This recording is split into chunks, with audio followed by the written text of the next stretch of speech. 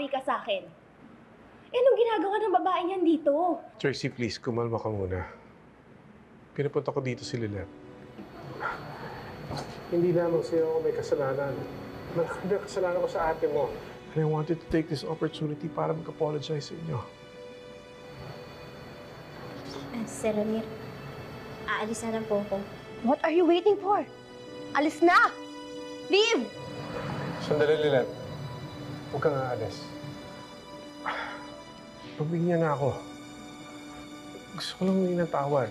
Kasalanan ko kung bakit lumaki ang animosity between the two of you. I want to apologize. Gusto ko ulit maging buo ang pamilya natin. You tricked me. Akala ko pa naman. So all this time, nakipagbati ka sa akin para lang i-force ako na patawarin yung anak mo sa labas? Trixie, please. No, Dad. Hindi ako makikipagbati sa babaeng yan. Walang pamilyang mabubuo. Dahil kahit kailan, hindi ko ituturing na kapatid yung freak na yan. Trixie! Lilet. Huwag na ako, Sir Ramir. Huwag niyo lang akong ipilit. Masyado pang sariwa yung sugat eh. Hindi ho basta-basta maghihilom yun.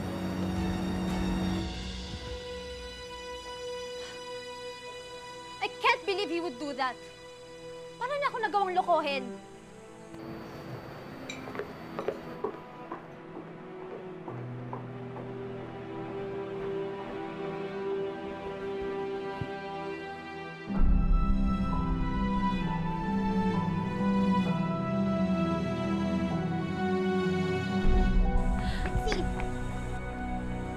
What the hell do you want, Lilet? Bumalik ka na doon. Makipag-bonding ka na kay Dad. Di ba yun naman yung gusto mo? Kasi ikaw yung paborito ni Dad, di ba? Bumalik ka doon, ibida mo yung sarili mo. Kasi ikaw na may matalino, ikaw yung mabait, ikaw yung matino. Sige. Tapos siraan mo ako kay Dad. Kasi di ba yun naman yung expertise mo?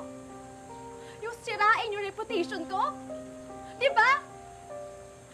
Sandali nga. Bakit ba parang ako yung sinisisi mo?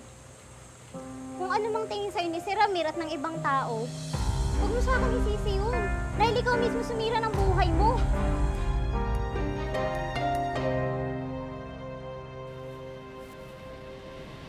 Ma'am, mauna ka na sa loob ng restaurant. Paghahanap lang ako ng parking. Hindi na. Sabay na tayo. Hintayin kita. Go ahead na. Ayokong naglalakad ka. I'll be with you shortly. Okay, sige. I'll just order our food and then hintayin kitang dumating bago ko kumain. Waiter. Waiter, paki-follow up yung credit card ko. I have to go.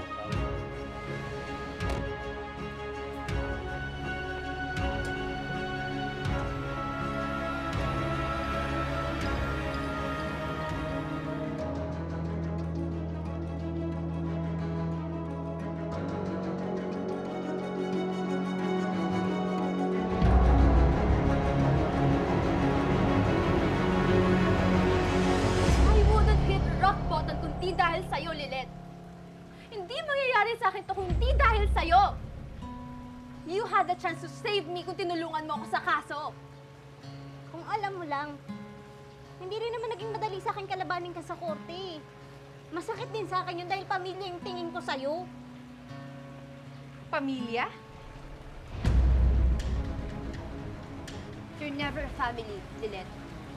Isa ka lang ex-kasambahay/kasampit. Ungrateful na walang ibang ginawa kundi ibagsak ako sa kaso. Trixie, may tungkulin ako. Tungkulin kong ipaglaban kung ano yung tama. Kaya wag mo kong isumpa dahil hindi kita kinampihan. Hindi ka naman tama eh.